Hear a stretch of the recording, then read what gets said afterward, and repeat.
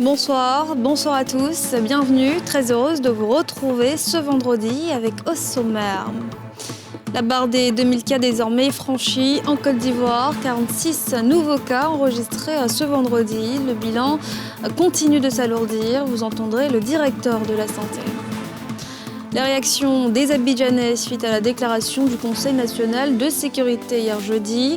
À compter de ce soir, levée du couvre-feu dans le Grand Abidjan et maquis et restaurants pourront également rouvrir. Avis mitigé des populations, vous le verrez.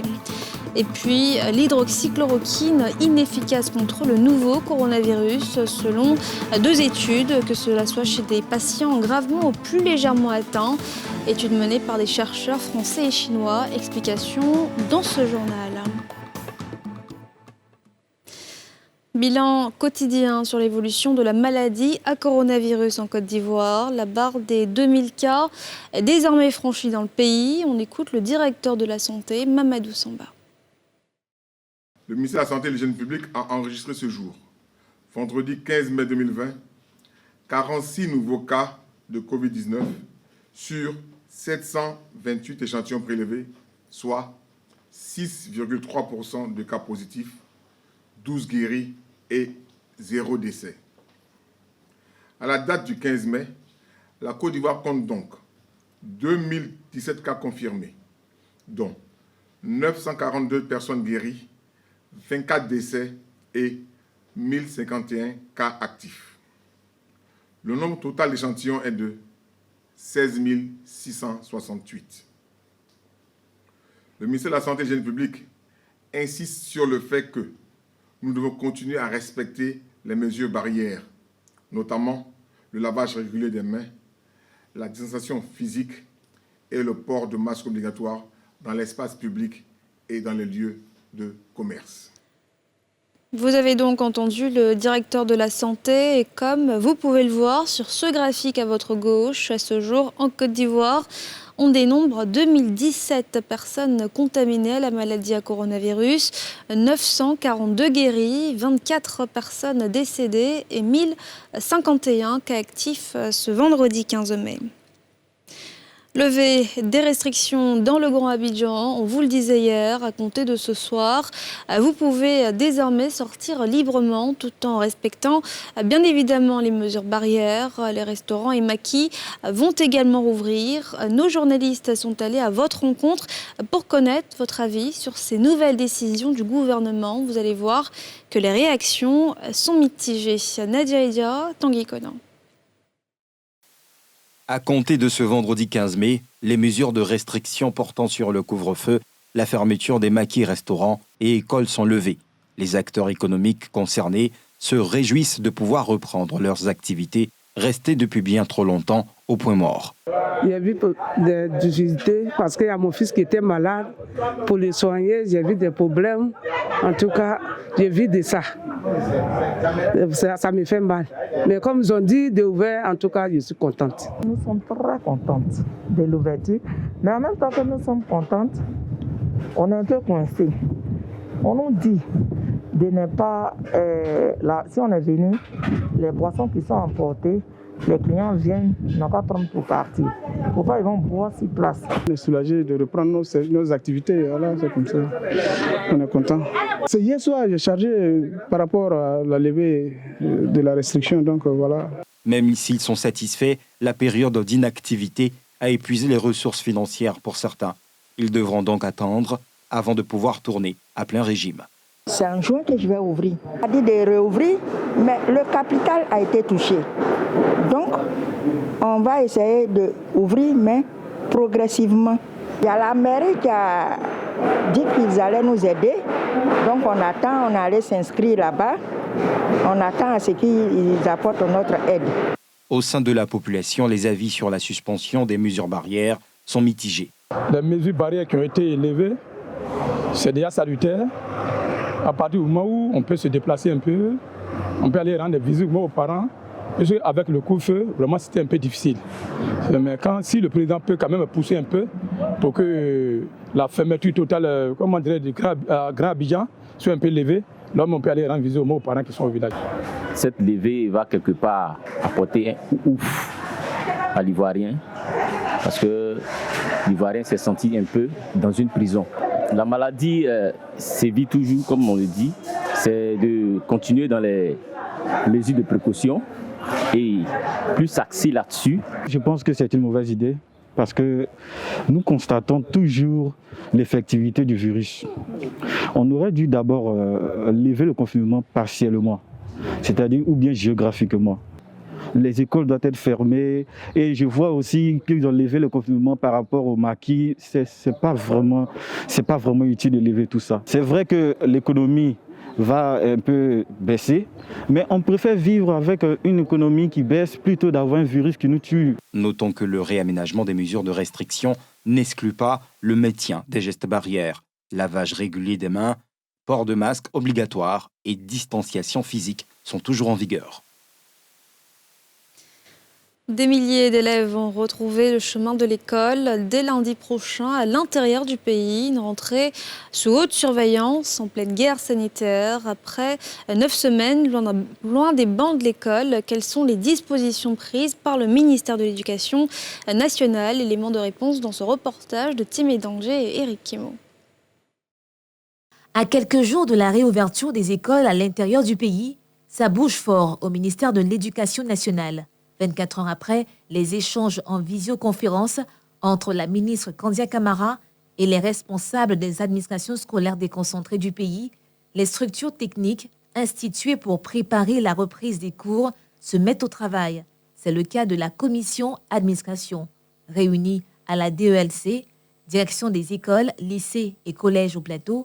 Ses membres ébauchent les solutions de la résilience du système éducatif au niveau central et déconcentré et de la maîtrise des risques de contamination au Covid-19. L'occupation des salles de classe, l'occupation de la cour de récréation, les réflexes des chefs d'établissement, les réflexes des directeurs régionaux et des IEP. Et donc c'est tout ce protocole-là que nous sommes en train de faire asseoir ici. Ce sont les feuilles de route que nous sommes en train d'élaborer. Chacun aura une feuille de route. Cette feuille de route leur permettra d'ajuster le comportement sur le terrain. Autre site, autre commission, celle de la santé, réunie à la DEMOS, direction de la mutualité et des œuvres sociales CIS à Sébroco. Le président et ses camarades explorent les modalités du retour dans les écoles d'origine des enseignants et élèves bloqués à Abidjan du fait du confinement. Mais aussi et surtout, les dispositions sanitaires pour des enseignements sécurisés dans les écoles.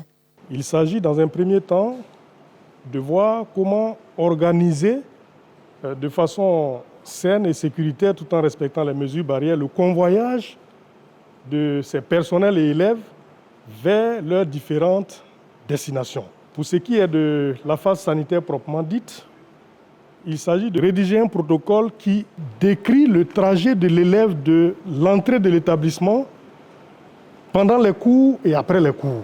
La dernière structure technique, à savoir la commission pédagogie, c'est au CNMS de Cocody que ces acteurs de l'école sont réunis. Ils réfléchissent sur les modalités d'allègement du programme scolaire et les dispositions portant sur le respect des mesures barrières anti-Covid dans les salles de classe. Qu'est-ce qui nous reste à faire comme programme pour achever les enseignements? On a fait cette analyse. Et on en a donc tiré des éléments que nous pensons être incontournables pour les enfants pour continuer leur formation scolaire. Donc c'est ce qu'on appelle les allègements. On a donc procédé à des allègements. Les propositions des commissions au terme de leurs travaux vont permettre au ministère de tutelle de disposer de feuilles de route pour boucler toutes les opérations scolaires au plus tard le 14 août prochain, date de la fin de l'année scolaire 2019-2020. Si le gouvernement ivoirien assouplit les mesures de restriction dans le pays, le coronavirus continue pour sa part de fragiliser les populations infectées pour répondre au manque d'équipements essentiels dans le traitement de certains cas graves. Un ingénieur local développe des respirateurs made in Côte d'Ivoire. Nadia Eja, Tanguy Conan. Dans la guerre sanitaire contre le Covid-19, la Côte d'Ivoire et ses inventeurs sont à la tâche. En témoigne ce respirateur conçu par un ingénieur local est présentée ce jour dans un centre hospitalier à Marcory. Cette machine, elle peut sauver la vie, on peut l'utiliser avec plusieurs patients. Et surtout, cette respirateur, ça veut dire que ça ne coûte pas cher. D'un coût compris entre 400 et 700 000 francs CFA, l'appareil a la capacité d'assister un malade en détresse respiratoire. On peut régler la fréquence respiratoire, on peut régler donc le volume d'air et également si les médecins ont besoin de mettre un temps d'arrêt entre l'inspiration et l'expiration. Donc c'est les trois options principales qu'on a inclus dans cet appareil. La fabrication de cette machine commence par l'étape de la création graphique dans cet atelier en zone 4. Plusieurs autres produits ont été conçus par Eman Yattar dans le cadre de son action contre la pandémie dénommée Habana Covid. Habana Covid regroupe plusieurs types de produits, dont des masques, des visières, des clés non contact comme celle-là, et qui servent vraiment à lutter efficacement contre le Covid-19. En Côte d'Ivoire, le premier cas positif de Covid-19 a été diagnostiqué en mars dernier. À ce jour, le pays compte un peu plus de 1900 cas testés positifs. Les fonds d'appui Covid-19 sont désormais opérationnels. Les premiers bénéficiaires ont reçu ce jeudi leur chèque à la primature au plateau. C'était en présence de Timé Danger et Eric Kimou. Reportage. Éprouvés par la crise sanitaire du nouveau coronavirus, ces acteurs du secteur informel ivoirien ne s'attendaient pas aussi vite à la solidarité du gouvernement. À leur grande surprise, ils ont été conviés à la primature à la cérémonie de lancement de l'opérationnalisation des fonds d'appui Covid-19, une rencontre au cours de laquelle ils ont reçu en tant que premiers bénéficiaires leur chèque d'appui de l'État pour relancer leurs activités. Le Covid nous a impactés de façon indirecte parce que nos partenaires qui faisaient des transactions avec nous ont vu leur magasin fermé. Je ne m'attendais pas à recevoir la somme de 150 000 francs. Voilà. Je savais qu'on avait monté des dossiers. Il y avait plusieurs dossiers qui sont montés mais qui n'ont pas abouti. Mais voir que ça a abouti, voilà, c'est un ouf de soulagement en ces temps de vaches maigres. Cette pandémie-là, vraiment, ça a tout bouleversé. Et ça a faussé même les calculs. Ça fait qu'on n'arrivait pas à joindre les deux bouts. Mais Dieu merci, aujourd'hui, le gouvernement a sciencé, comme le dit les jeunes. Vraiment, je suis content d'avoir les 150 000. J'ai mon maquis depuis 1994. Et vraiment, aujourd'hui, j'étais vraiment très contente qu'on m'a appelé à la primature. Je remercie le gouvernement, ça peut nous aider un peu. Les 4 fonds mis en place par le gouvernement visent à atténuer les impacts de la crise sanitaire. L'opérationnalisation de ces fonds se fait avec célérité pour favoriser la reprise rapide de l'activité économique, mais interpelle le ministre d'État Ahmed Bakayoko, assurant l'intérim du Premier ministre, leur gestion doit obéir aux règles de transparence. Je veux rassurer nos partenaires au développement sur la transparence et la bonne utilisation de ces ressources. J'exhorte les différents comités de gestion au respect des règles de bonne gouvernance. Les travaux des comités feront l'objet d'audits. Bien avant, le ministre de l'Économie et des Finances déclinait les conditions pour bénéficier des 10 fonds. Pour être éligibles, les entreprises devront remplir les critères suivants. Être une entreprise dont les activités ont été négativement impactées par la pandémie, avec une perte réelle de chiffre d'affaires de moins 30%. Être une entreprise de droit ivoirien, implantée sur toute l'étendue du territoire et ayant enregistré un chiffre d'affaires supérieur à 1 milliard de francs CFA sur 3 exercices consécutifs. Être une entreprise en activité effective et continue sur au moins les 2 années fiscales 2018 et 2019. Être à jour de ses déclarations fiscales et sociales. Avec la remise des premiers chèques, le gouvernement passe de l'annonce des fonds de soutien Covid-19 à l'action. Une opérationnalisation qui va mettre du baume au cœur des bénéficiaires fragilisés par le coronavirus. Le port d'Abidjan, poumon de l'économie ivoirienne, résiste au Covid-19. Malgré la pandémie, l'activité ne s'est jamais arrêtée à la porte d'entrée de l'Afrique de l'Ouest. En témoigne ce sujet commenté par Yéli Traoré. Le port d'Abidjan, un des principaux d'Afrique de l'Ouest, est le poumon économique de la Côte d'Ivoire, assurant 90% de ses échanges extérieurs. C'est aussi la porte d'entrée pour l'approvisionnement des pays de la région, dépourvues de façade maritime, Mali, Niger et Burkina Faso. La pandémie de Covid-19 a mis l'économie du pays à rude épreuve, mais le port d'Abidjan résiste plutôt bien. L'activité ne s'est jamais arrêtée pour la bonne et simple raison que les bateaux continuent à venir tous les jours. Et les volumes imports ont continué à être déchargés. Pour un exemple, le mois d'avril, nous n'avons pas eu d'impact Covid, comme on le dit, puisque les volumes, nous avons traité 21 000 TU, équivalent à ce qu'on avait traité exactement l'année dernière, à la même période. Pour la directrice d'Abidjan Terminal, c'est davantage l'activité import qui est impactée par la crise. Pour nous, l'impact de la crise sanitaire, elle s'est produite sur l'export, puisque aujourd'hui, normalement, le mois d'avril, le mois de mai est le mois le plus fort pour la campagne anacarde. Malheureusement, le cajou est rempli dans les entrepôts. Il n'a toujours pas été évacué. Face à l'épidémie de coronavirus, le port a mis en place très vite un plan de continuité d'activité avec des postes de lavage des mains disséminés sur tout le périmètre, la désinfection des portiques, des tracteurs et des camions. Alors ces marchandises ont plusieurs origines. Elles arrivent de l'étranger par fret maritime ou aérien, ou elles arrivent, je dirais, du marché local. Tout dépend du client qui est concerné par ce type de marchandises.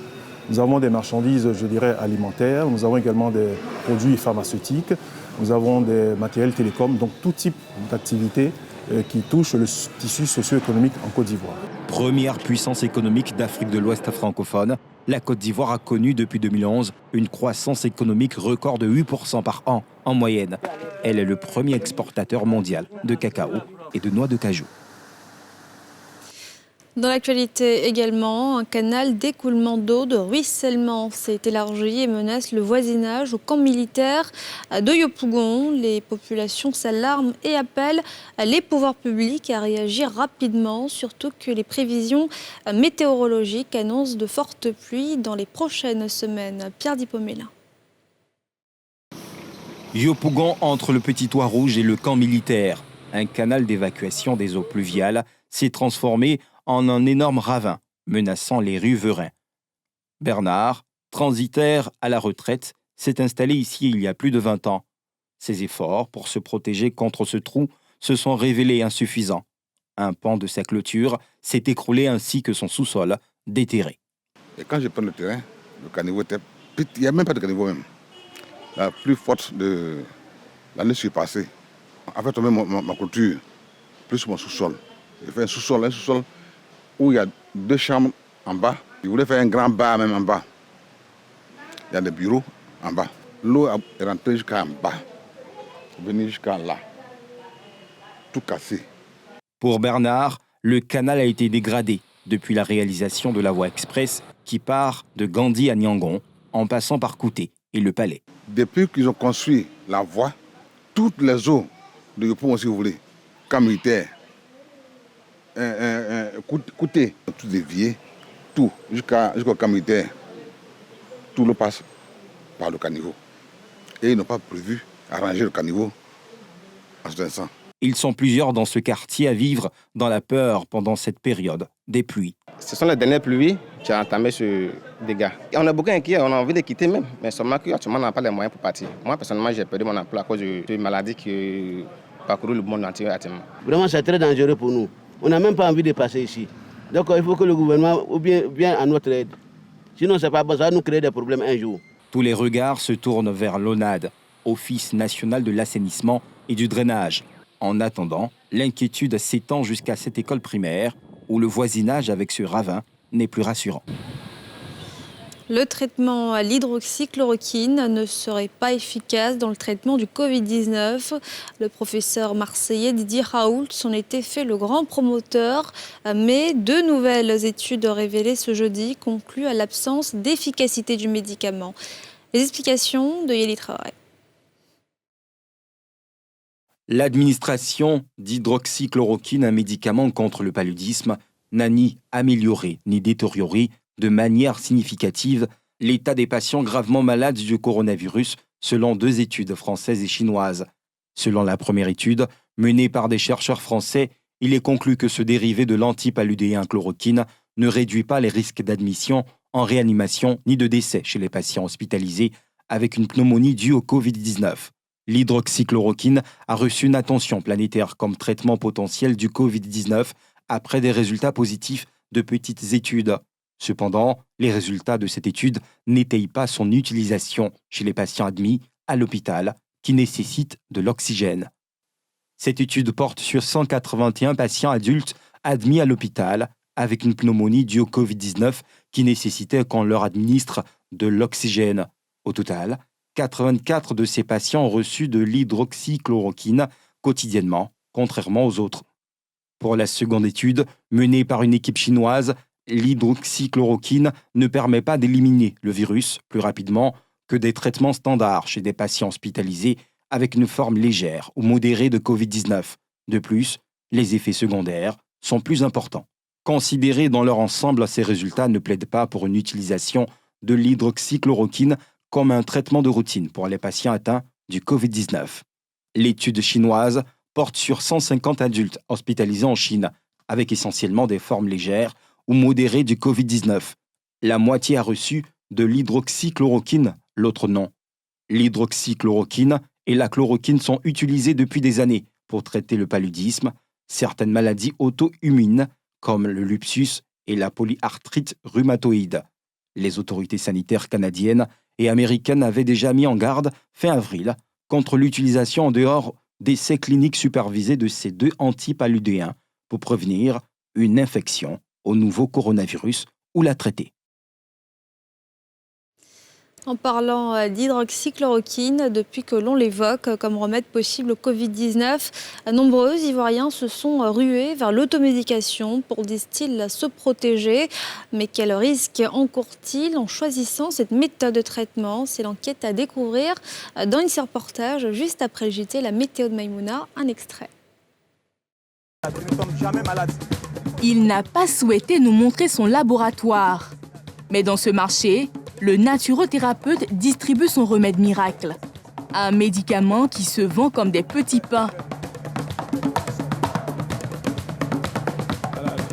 Mais ça fait beaucoup de mots, hein. C'est pas seulement...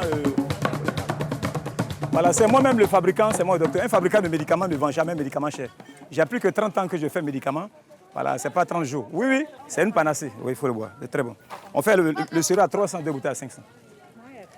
Fibrom. Donc il faut prendre ça un verre de thé matin. Est-ce que tu as essayé? Avant de clore ce journal, je rappelle l'évolution du Covid-19 en Côte d'Ivoire. 2017 cas confirmés, 942 guéris et 24 décès. Merci d'observer les gestes barrières. Je rappelle que le port du masque est obligatoire et les personnes âgées et celles souffrant d'une pathologie doivent limiter au maximum les déplacements. C'est la fin de ce journal. Merci de l'avoir suivi. Excellente soirée à tous.